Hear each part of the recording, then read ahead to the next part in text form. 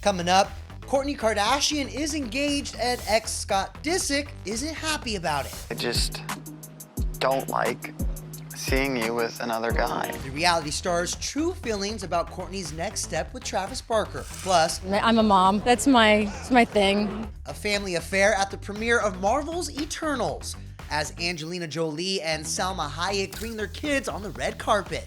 And Katie Couric returns to the Today Show and talks to her disgraced former co-host. We have no relationship. It was a family affair Monday night at the red carpet premiere of Marvel's Eternals. Hello, everyone, and welcome to ET's The Download.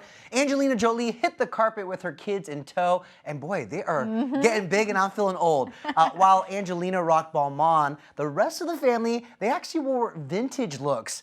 And as Angie told ET's Nichelle Turner, some were straight out of their famous mom's closet. My kids are all mixed with like vintage and my old Oscars. These are my old Oscar dress. We did all vintage and like upcycled my old stuff. 16-year-old Zahara sparkled in the silver Ellie Saab number Angelina wore to the 2014 Academy Awards. That is how you recycle your mom's clothing. Must be nice. Now, keeping the family theme going, Angelina's Eternals co-star Salma Hayek made a rare red carpet appearance with her daughter. The duo stunned in looks from luxury group Kering, which is owned by Salma's husband, which, Denny, that is not too shabby of a connection to have there. And get this, it's the first time 14-year-old Valentina, she is 14 years old, my God, she is beautiful. Right. This is the first time she's hit the red carpet with her famous mom since she was a kid.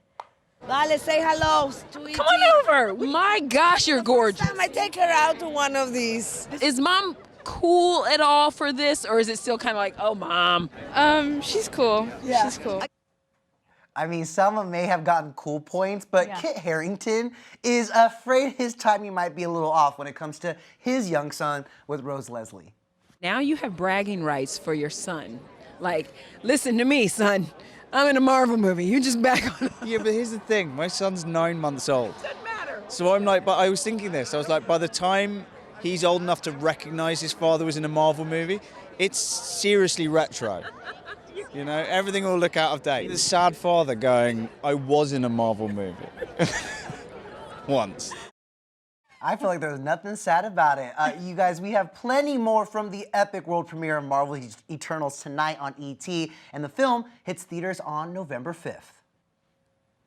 As Kourtney Kardashian and Travis Barker are still on the blissful high from their recent engagement, as are we are now learning how Kourt's ex Scott Disick is reacting to the news, and let's just say it's far from celebratory at the moment. A source tells ET Scott is stewing over Kourtney and Travis's engagement and not happy at all. He's lonely right now and not in a relationship and is very jealous that things are working out for Kourtney.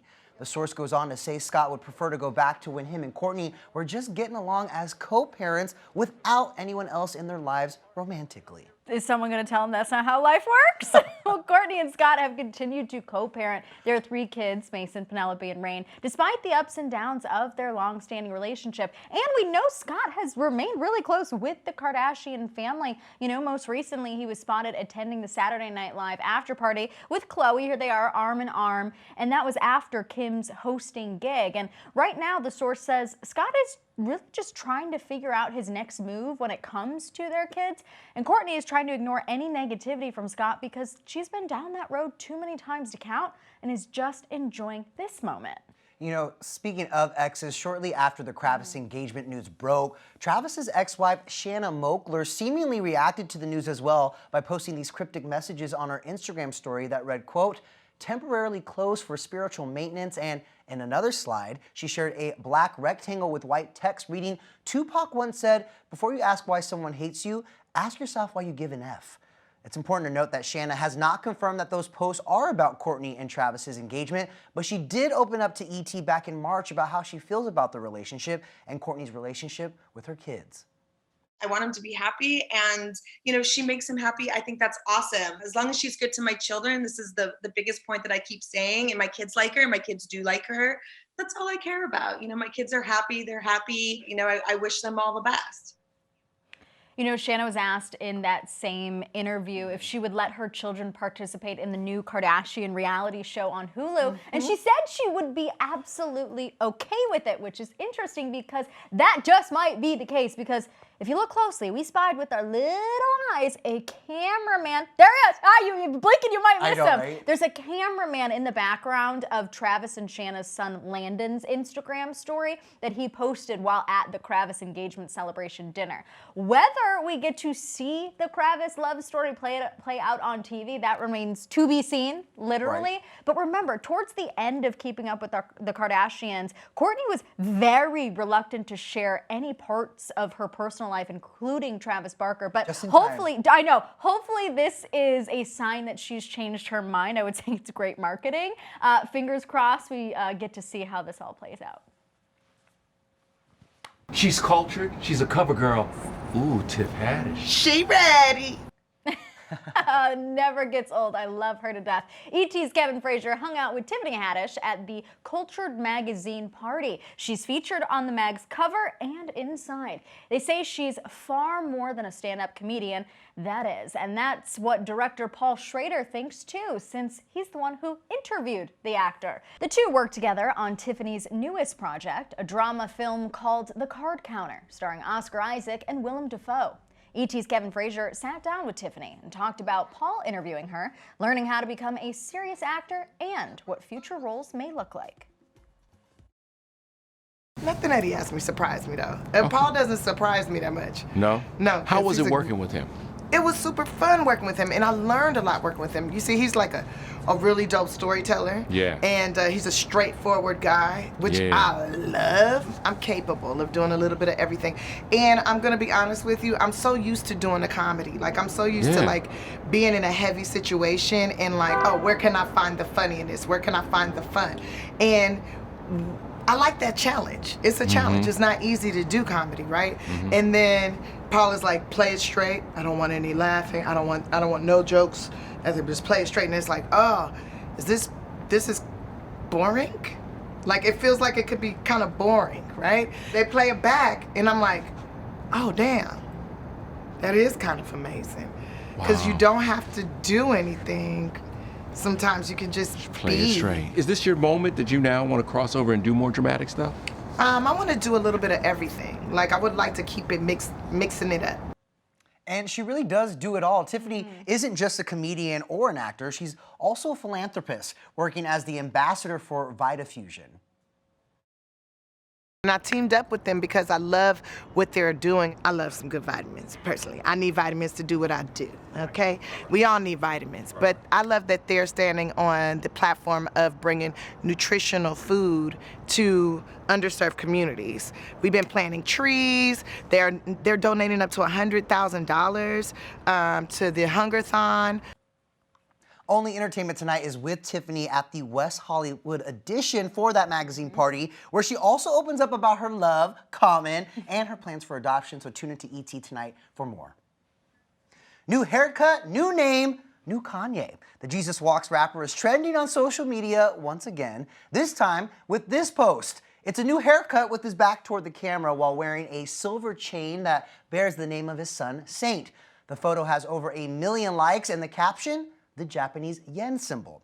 The designer/rapper also turned heads after he was seen out and about in Europe wearing this creepy mask, y'all. Looks like Halloween started early for Yeezy, okay? Well, over the weekend, Ye performed his 2010 hit song Runaway on stage in a similar spooky looking black mask at the wedding of Geraldine Guiot and Alexander Arnault, the son of the Louis Vuitton chairman in Italy. His new look arrived hours after the Los Angeles Superior Court granted a request to officially change his name from Kanye Omari West to Ye. According to court records obtained by ET, the petition to use the one-name moniker was filed on August 24th, stating that he was making the change for personal reasons. Even though Kanye is changing his name, a source told ET in August that his wife, Kim Kardashian West, is not, saying, quote, Kim isn't planning on dropping West from her last name. Kim and Kanye still think of themselves as a family unit, and Kim wants her kids to feel and know that. Going by Ye shouldn't be a surprise to his fans, though, as the former Kanye West had reportedly asked his inner circle to call him Ye for years. And he has referred to himself as that in songs like Ye vs. the People, and he even titled his 8th studio album Ye and has been using the name on his social media. You'll also remember in 2018, he tweeted this, "The being formerly known as Kanye West," and added, "I am Ye." That same year, in an interview with radio host Big Boy, the rapper explained why he chose to go by the one-name moniker. I believe Ye is the most commonly used word in the Bible, and in the Bible it means you. So it's, I'm you, I'm us. It's us. It went from being Kanye, which means the only one, to just Ye, just being a reflection of our good, our bad, our confused, everything.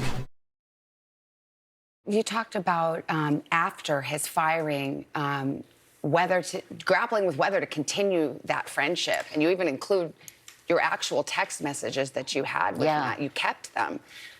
Where does that relationship stand now? We have no relationship. Katie Couric is going there regarding where things stand between she and former Today Show co-anchor Matt Lauer after he was fired for alleged sexual misconduct. The 64-year-old was back on Today Tuesday morning promoting her upcoming memoir. And let's just say Lauer isn't the only former colleague she apparently targets. Did you ever actively try to sabotage another female on-air correspondent? Never. So Katie recently came under fire after an excerpt from her book was published. In it, she claims that rumors former colleague Ashley Banfield wanted to replace her, quote, didn't bring out my generous side. Last month, Ashley addressed Katie's comments to ET. I was pretty shocked. I'm not going to lie. Back in 2000, I was a nobody. And so the fact that she considered me a threat, I guess it's flattering. But at the same time, I sure wish that I could have, benefited from her leadership. But on Tuesday's Today, Katie stood by the fact that she's an advocate for women. I think that I have mentored scores of women, many of who still work on this show and in the control room. Hi, ladies. And from mentoring to mending, Kate Beckinsale told Late Late Show host James Corden that the recent back injury she suffered while filming Prisoner's Daughter in Las Vegas was worse than childbirth. Having done 800 or 900 action movies, I hurt myself putting on a pair of leggings in a hotel room. It felt like a kind of a guitar string snapped. And everything was horrific. I mean, worse than having a baby, bad. Eventually, an ambulance came and they sort of rolled out a sheet and picked me up in it like a sort of a sausage, and then put me on a gurney. And then I went to hospital and was given a lot of drugs. And I don't drink at all. Yeah. So I really found out what kind of a drunk I am fast. Right. So did everyone else. I love her so much. And Kate isn't the only celeb getting injured these days. Jason Momoa tells Ellen DeGeneres he's an aging superhero during Tuesday's episode of her show. I heard you hurt yourself. What happened to you? I'm getting old. That's what's happening. I got a little, I messed up my eyes and just got something in it that kind of cut it up, and then I gotta get surgery, I got a hernia, I got ribs out. I'm just getting beat up. Man. But it's gonna be a great movie. You're gonna love it. Jason's injuries were sustained while filming the new Aquaman, which is expected to hit theaters next year. An adorable Blue Ivy cameo, bad news for Celine Dion's Vegas residency, and a popular Netflix franchise is getting a spin-off series. Here's a few more Hollywood headlines we've got our eyes on. This is your daily download.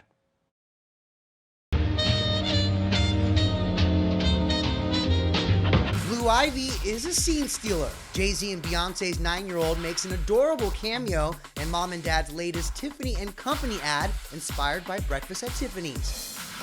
Zendaya continues to bring her fashion A-game. The actress and co-star Timothée Chalamet turned the red carpet into a runway at the London premiere of their upcoming film, Dune.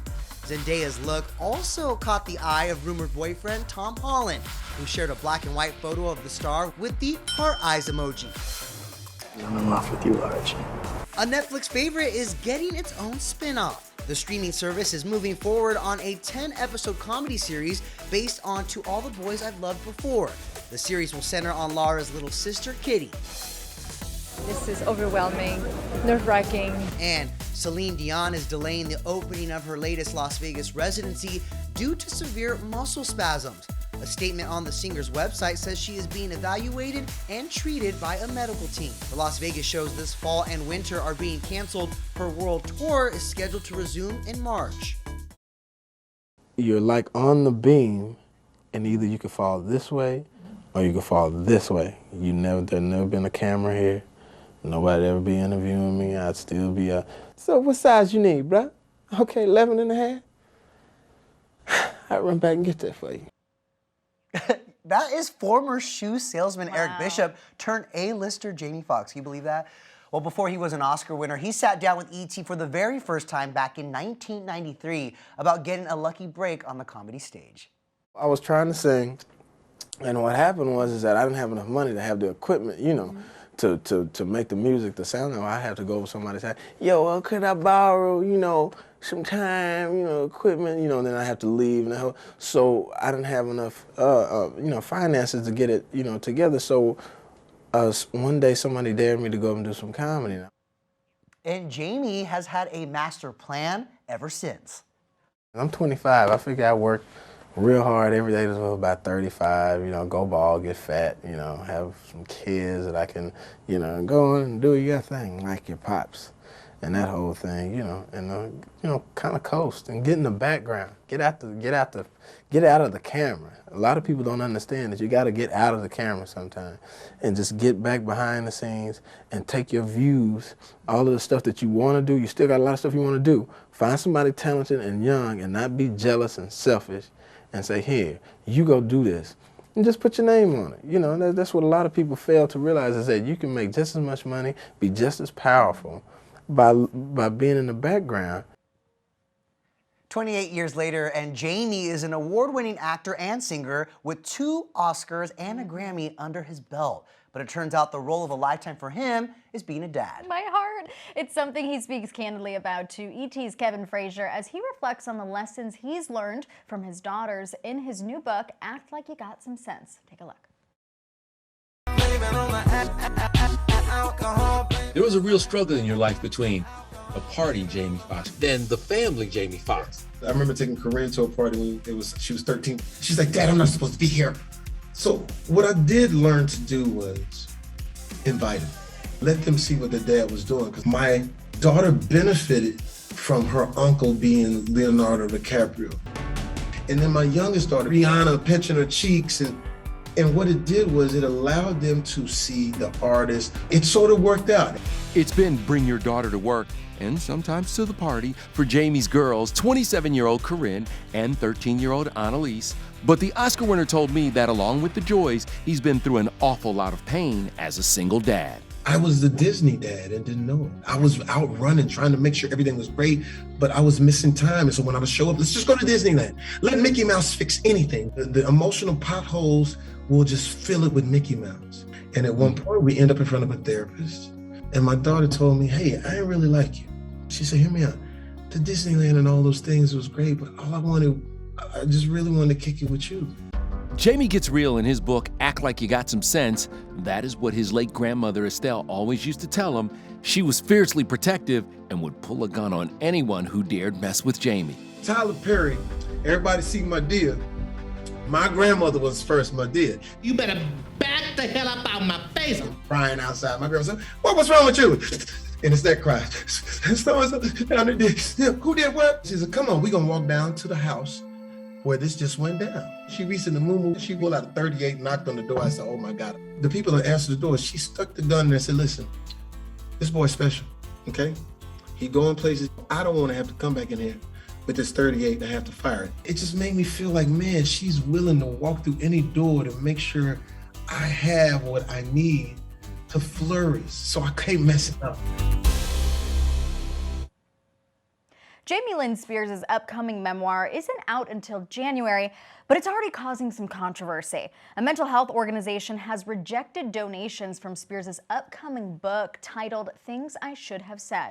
The 30-year-old had planned to donate the proceeds from the book sales to the mental health nonprofit called This Is My Brave. Now, that organization is saying they won't accept the funds after they were inundated with negative comments and criticism following Jamie's announcement.